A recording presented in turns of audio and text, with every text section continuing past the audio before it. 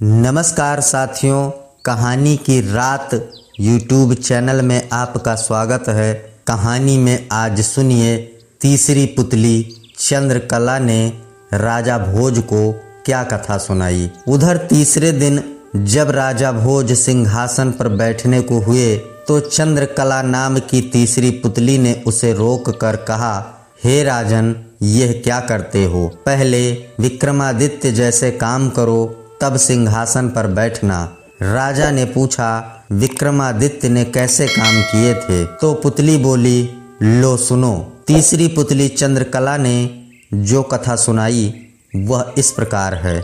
एक बार पुरुषार्थ और भाग्य में इस बात पर ठन गई कि कौन बड़ा है। पुरुषार्थ कहता कि बगैर मेहनत के कुछ भी संभव नहीं है, जबकि भाग्य का मानना था कि जिसको जो मिलता है भाग्य से मिलता है, परिश्रम की कोई भूमिका नहीं होती है।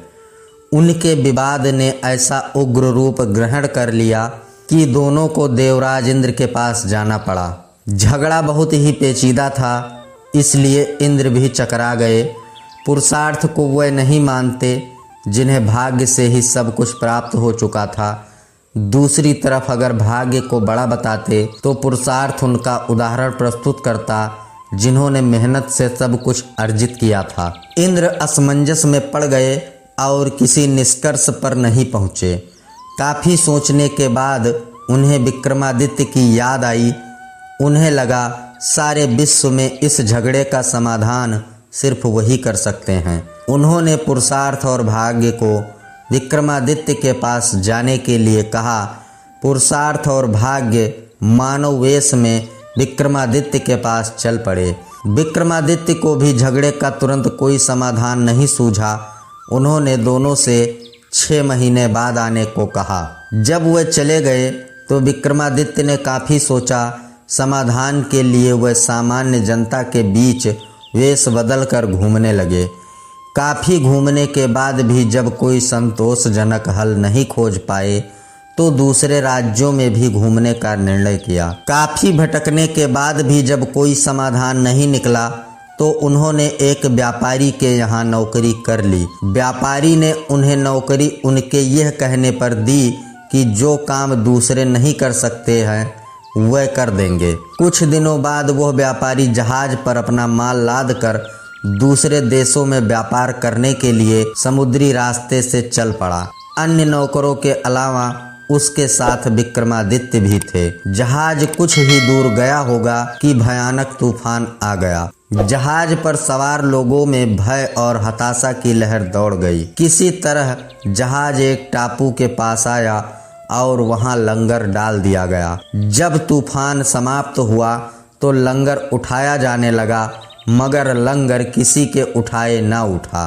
अब व्यापारी को याद आया कि विक्रमादित्य ने यह कहकर नौकरी ली थी कि जो कोई ना कर सकेगा वह कर देंगे। उसने विक्रम से लंगर उठाने को कहा। लंगर उनसे आसानी से उठ गया।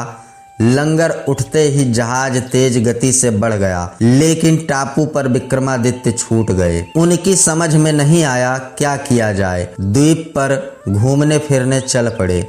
नगर के द्वार पर एक पट्टिका टंगी थी जिस पर लिखा था कि वहां की राजकुमारी का विवाह पराक्रमी विक्रमादित्य से ही होगा। वह चलते चलते महल तक पहुँचे। राजकुमारी उनका परिचय पाकर खुश हुई और दोनों का विवाह हो गया। कुछ समय बाद वह कुछ सेवकों को साथ ले अपने राज्य की ओर चल पड़े। रास्ते में विश्राम के लिए जहाँ डेरा डाला वहीं एक सन्यासी से उनकी भेंट हुई। सन्यासी ने उन्हें एक माला और एक छड़ी दी। उस माला की 2 विशेषताएं थी। उसे पहनने वाला अदृश्य होकर सब कुछ देख सकता था तथा गले में माला रहने पर उसका हर कार्य सिद्ध हो जाता। छड़ी से उसका मालिक सोने के पूर्व कोई भी आभूषण मांग सकता था। सन्यासी को धन्यवाद देकर विक्रमादित्य अपने राज्य लौटे। एक उद्यान में ठहरकर संग आए सेवकों को वापस भेज दिया तथा अपनी पत्नी को संदेश भिजवाया कि शीघ्र ही वह उसे अपने राज्य बुलवा लेंगे। उद्यान में ही उनकी भेंट एक ब्राह्मण और एक भांट से हुई। वह दोनों काफी समय से उस उद्यान की देखभाल कर रहे थे। उन्हें आशा थी कि उनके राजा कभी उनकी सुध लेंगे तथा उनकी विपन्नता को दूर करेंगे। विक्रमादित्य पसीज गए। उन्होंने सन्यासी वाली माला भांट को तथा छड़ी ब्राह्मण को दे दी। ऐसी अमूल्य चीजें पाकर दोनों धन्य हुए और विक्रमादित्य का गुणगान करते हुए चले गए। विक्रमादित्य राज दरबार में पहुंचकर अपने कार्य में संलग्न हो गए। 6 मास की अवधि पूरी हुई तो पुरुषार्थ तथा भाग्य अपने फैसले के लिए उनके पास आए। विक्रमादित्य ने फैसला दिया कि भाग्य और पुरुषार्थ एक दूसरे के पूरक हैं। उन्हें छड़ी और माला का उदाहरण याद आया। जो छड़ी और माला उन्हें भाग्य से सन्यासी से प्राप्त हुई थी, उन्हें ब्राह्मण और भांट ने पुरुषार्थ से प्राप्त किया। पुरुषार्थ और भाग्य पूरी तरह संतुष्ट होकर वहां से चले गए। कहानी सुनाकर पुतली बोली, बोलो राजा, क्या आप में है ऐसा न्यायप्रिय फैसला देने की दक्षता और अमूल्य वस्तुएं दान में देने का हृदय और सामर्थ्य। राजा भोज फिर सोच में पड़ गए और तीसरे दिन भी सिंहासन पर नहीं बैठ सके।